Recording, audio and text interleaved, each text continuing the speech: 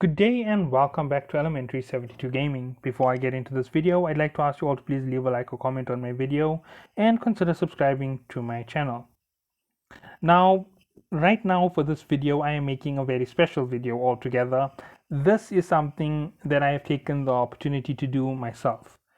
I am going to make a video on 20 things that NetEase did right with their game EVE Online. Number one, they capitalized on a chosen franchise from a previous game. Right. That is because this game is based on the EVE Online game. So they actually took an old game and they brought it over to the mobile platform. Fantastic, well done. The first thing they did right. The second thing they did right. They made the game in the start, it doesn't have to be your style. They made the game easy to play. They made it suited to the mobile platform. It had an aspect of hardcore within it, and it was slightly difficult. All right, so that is number two. Number three, they branched out into three forms of the game, that is industry, market, and combat. So those are the three things that they had, and those are the three basics that started the game.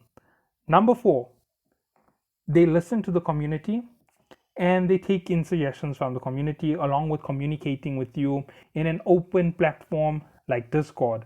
That is the fourth thing that they did right. The fifth thing that they did right in their game, and this is where explanations start becoming necessary, is they added an escalation system to what activities you do. So if you were one of the players who started in high sec and you were new to the game, you first started off with anomaly hunting with the small basic anomalies. Then you started mission hunting, and this would be the encounters. And as you completed encounters, you started to see there's a slight jump in difficulty. And as you completed them, you got better and better at the game. You got more and more experience, and you started to feel more at home with what you were doing. So this is how you got to a place where you were understanding the game. And once you completed a certain number of encounters, you unlocked a story mission.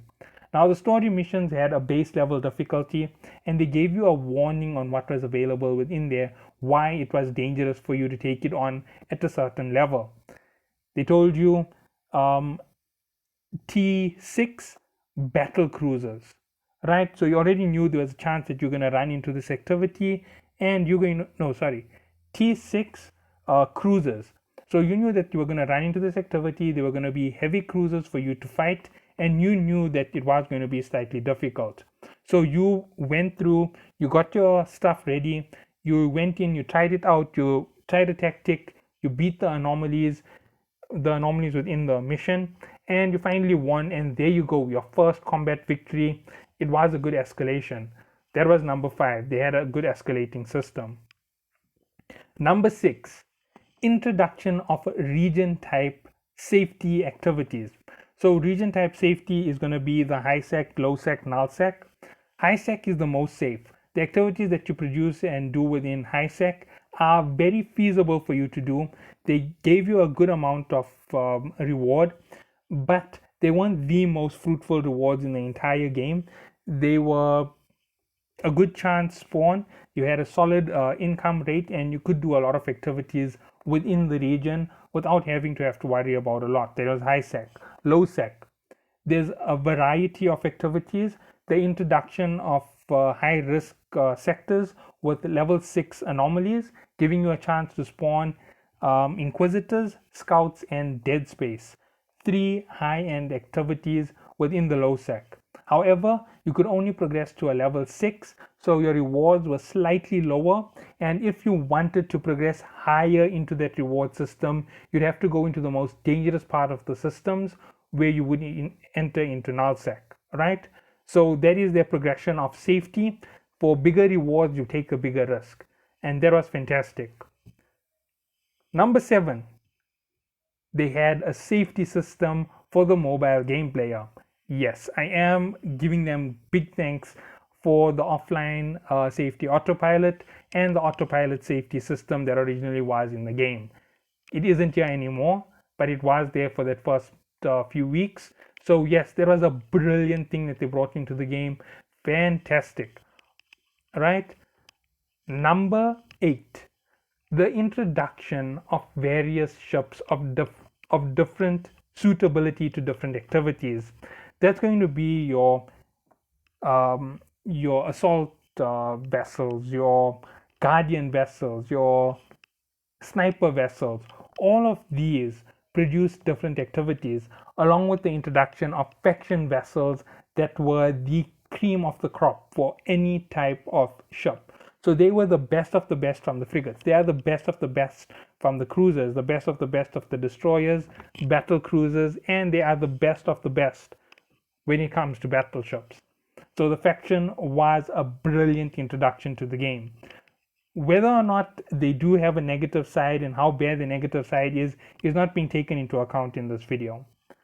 Number 9, another brilliant thing that they have is the customer service report system.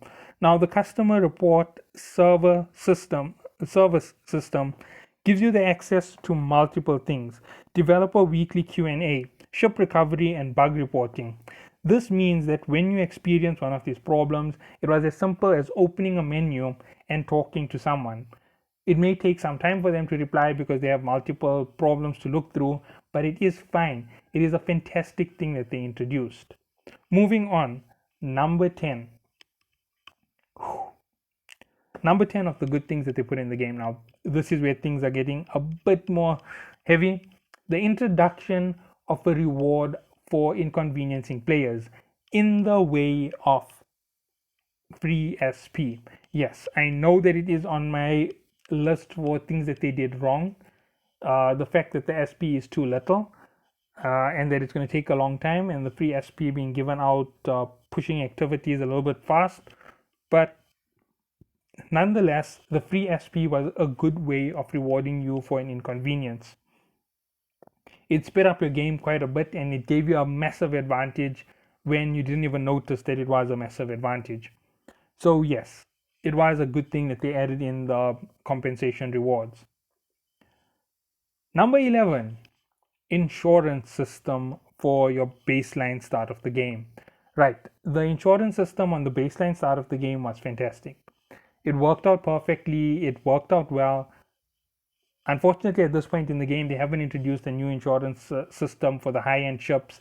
There's no way to get insurance certificates for T8 plus vessels.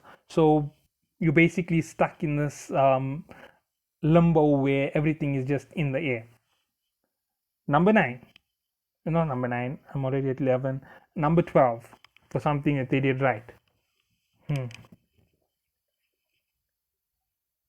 Introduction of the idea of a test server. Now, the test servers themselves were far from great. They were terrible so far. Even this last one was a little bit better than the previous ones, but it's still terrible. It takes away time from the gameplay. The rewards are only in SP. They aren't thinking of rewarding you with ISK and Plex and everything else from the game. So yes, that does make a very big difference between the two. So yeah, I'm going to go with the test servers. Poor implementation of test servers. Right? Moving on from there, another sorry, I hit a negative there. The test servers were poorly implemented, but the fact that they were there for you to play in a way where you wouldn't lose your stuff permanently was a brilliant idea. The fact that you had to earn everything on those servers was a terrible idea, but there's nothing you can do about it. Let's move back to good things about them. Number 13. Sorry about that. I really hate on the company a lot. Okay, oof, this is like way more difficult than a complaints list. A complaints list, you have to try and reduce the list. Compliment list, you actually have to try and dig for it. Woo, this is like so difficult.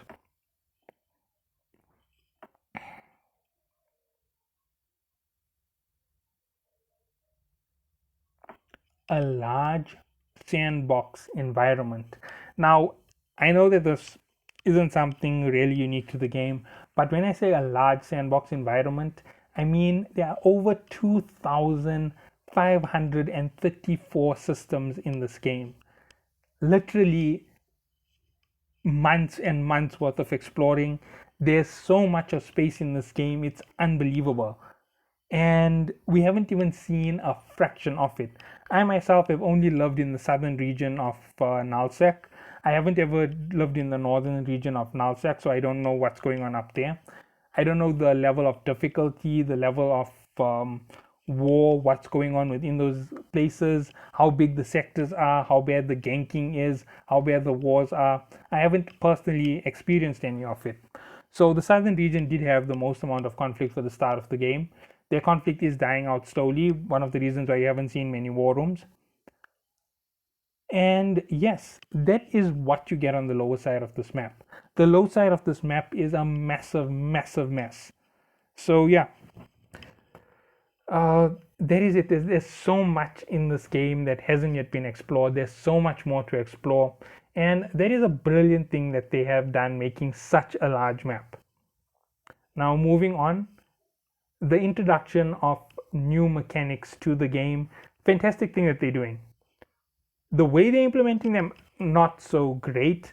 The speed at which they're implementing them, not so great. But the introducing of new mechanics is a fantastic thing. It always helps spice up the game. They may be pushing too much at one go, definitely yes. But the fact that they're giving us new activity means they're still releasing from the original release schedule. They are definitely they were trying to get onto the festivity report where people spend a lot of money for festive things, but they've only tried it once. They haven't tried it for all the holidays that come up. They literally can do this here every week of the year. It's just 1 or 2 weeks when they wouldn't have events, something which this game definitely needs very, very urgently. Okay, let's move on. 15, the Halloween event. Fantastic that they introduced it. The Halloween event, for its introduction, caused a big buzz for the first few hours, and then it died. Literally for about 12 hours it was the biggest buzz in the game, and then it became monotonous, boring, and tiresome with poor rewards. I'm like so hard not to give negatives. Whew. 15, an interlinked stationary interlinked system between various aspects of the game. You require combat pilots to get debris. You require industrial pilots to build blueprints. You require miners to pull up resources, and you require everybody to work together to get new ships. So that was a fantastic thing that they did, linking up everything so that you had to join corporations and that you couldn't just be a solo player from day one till the end. Whew. That was harder than I thought to compliment them on. My heart's hurting a little, but I don't think I have it in me to keep complimenting them much further. Let's keep going. By the way, the list of negatives that I gave for the game is nowhere near complete. I actually tried to lock it down because my original video went over an hour when I only reached number 10, and with number 10 there was no, not number 10. I reached past number 30 and there was still 10 more written on my list, and I thought of a ton more while I was still going through the list. So I cut the video and I restarted. That's how come my negativity list basically is so big and the positivity list is so small so far. I think I'm gonna cut it off here. I'm having a difficult time trying to think of anything else they did right. Okay, wait, graphics. Ooh. I want to compliment the graphics. I want to. But the graphics are, as I would say, the graphics are good in the game, right? But the fact that they are so heavy in terms of the installation size for the graphics within the game makes it very poor. The game is almost 2 gigs in size by standard download. It's 2.2 gigs when you complete it with all additional packs added to it, and 2.2 gigs for the game would mean that this game would have phenomenal graphics, right? However, 2.2 gigs with 3 activities that are constant, several activities that are added which are just a variation of the regulars, AI that makes difficulty level in terms of annoyance instead of in terms of difficulty, So yeah, I can't really compliment them on the overall package of this game. It's way too large for the graphics that are in there. They could have gotten away with 250 megabytes and a good graphic system. They could have even got away with half a gig and a good graphic system. But there is so much in that package that hasn't been re-scripted. They just took their old base play from the game, translated it for a Java application, and they have this massive old system integrating into a Java system to give us this game. That's basically what they did to give us Eve Echoes, and that's where most of it comes from. I'm sorry that that is a criticism that I have to give. It's a basic rip-off from the previous game to give us this game.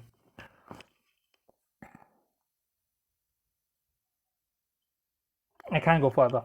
I really can't go further without pushing the packet on what I am trying to compliment them on. I'm complimenting them very, very smallly, and most of the compliments will all come from the first week. The corporation push was all from the first week. The the sovereignty that's coming out isn't a good plan. It's poor activity plan. It's coming out in one of the worst periods of the year. They planned it for just after the festive season for majority of the year, for majority of the world. So you're going to get a ton of conflicts with other nations, player bases who don't celebrate Christmas. So the player bases who have celebrations in January, who have celebrations in February, March, they're going to have a better time playing the game than those who have the celebrations during the December period. Sovereignty should have already been out. It should have been ending around January that the sovereignty event ended. However, it was on the test server instead of the official server. It's going to cause a big push during the new year when people start going back to school, when people start getting the longer term holidays. It's not really planned very well for those periods. I can't really compliment it on that. Its timing is really poor. The pushback and the failures, I can't compliment that either. So yeah, I'm just going to leave it there. Sorry for the fact that this list of 20 positives turned into a big negative. I couldn't do it and I failed at my own task. So thank you all for watching. Have a good day.